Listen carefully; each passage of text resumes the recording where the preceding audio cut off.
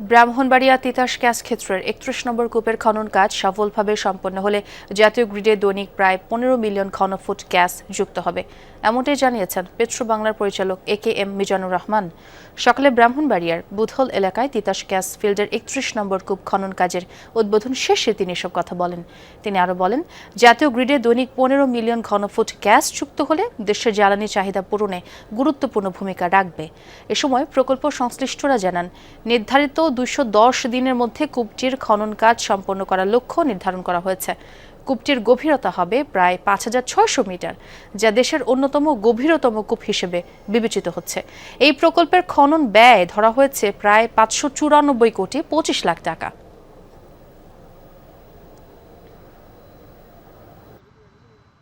মধ্যপ্রাচ্যে যে যুদ্ধ চলছে, সেই যুদ্ধের প্রেক্ষাপটে দেশীয় গ্যাস এবং তেলের যে গুরুত্ব, সেটা আমাদেরকে নতুন করে আবার অনুধাবন করতে বাধ্য করছে। সুতরাং এরকম একটি মুহূর্তে আমরা যদি এর সফল অনুসন্ধান শেষে আমরা যদি এই গ্যাসটা জাতীয় গ্রিডে যুক্ত করতে পারি, আমি মনে করি এটা আমাদের জ্বালানি নিরাপত্তা নিশ্চিতকরণের ক্ষেত্রে একটা গুরুত্বপূর্ণ ভূমিকা রাখবে।